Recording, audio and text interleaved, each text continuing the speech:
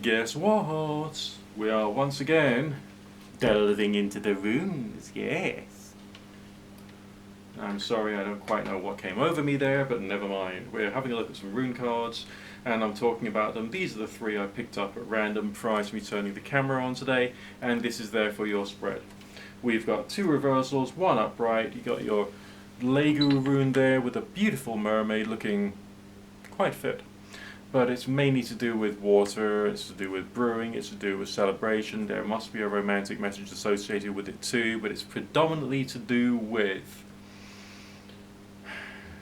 I would say, fellowship with others and perception that you've got a long journey to go through in order to get to what you want in your life, and that there's just a feeling of, do it one step at a time. If you were to sail out across like the North Sea on a rickety old wooden boat, you'd know it's going to take a long time, and you have to be prepared for it, but you're already prepared because of your life experience, and so now it's just a question of doing the journey itself, being in a state of acceptance that it's there, and carry on progressing in your life path. Next, the Isa rune, often seen as a symbol of slowing down, of ice. So you've had water, you now have ice. The image in the card is that it's more portrayed as being someone doing some variety of priestly thing in some ancient time, wearing some kind of ancient ceremonial dress, which doesn't necessarily connect. And I think it's trying to correlate the idea of the vertical line of the Isa rune with the staff that he holds, and it's therefore about power. But why would power therefore be reversed? Because you're not quite getting the power that you want, because you're not yet at your destination, and therefore there's a feeling of like, what's really going on here. But don't be discouraged, don't go into depression or anxiety or fear or worry, because you've got your Ken rune afterwards. And your Ken rune, which they spell as, or pronounce as Kornaz. Very odd, I'm telling you.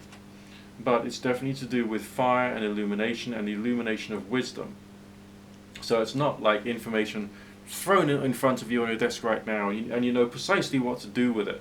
But it's more to do with like a lamp for your feet on the path as you're going along, new revelations, new understandings. It's like having a map, which is, you can uncover bits as you discover parts of, like in the old-fashioned computer games, you'd walk around the maze and then different bits would become cleared up as you start to explore it, because your knowledge of the place is growing. That's the idea.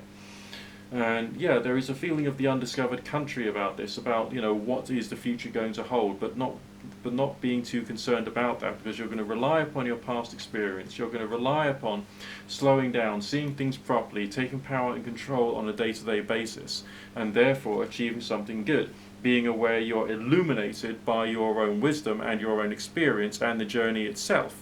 So therefore it's also a good sign. Does that make any sense? It seems quite jubilant from my point of view, quite full of a sense of celebration or of change or of something really rather beneficial coming along. So I like what it's saying, I like what it's talking about, and I think that, if this helps you at all, then show some appreciation, thumbs up, subscribe, rate, share, favorite, click the bell, all those fun traditional stuff. If you like the work I'm doing, if you like the volume of work I'm putting out at the moment, then there's the super chat button, give that a click and chip me a couple of quid that way. If you can't afford to, or you don't want to, or it's just not the right time of the month for you financially speaking, then don't bother, don't worry about it. But you can come back and do it another time if you want. Okay? If you like the content I provide, then click on my channel name and have a look at some of my older videos through clicking on the video button after you clicked on my channel name, and that'll provide you with all kinds of fun things to search for. Literally fun things to search for, going back over years and years and years. So for anything World of the Weird orientated, and even if you don't find precisely what you're looking for, you'll find something of interest and use. Also go to my About Me section, and if there's something there which rings a bell to you, or you feel inspired to click on it, then feel free to click on it, and I will speak to you again soon. Look after yourself, and peace and blessings of the universe be upon you now and evermore. Blessed be, amen, and all that jazz.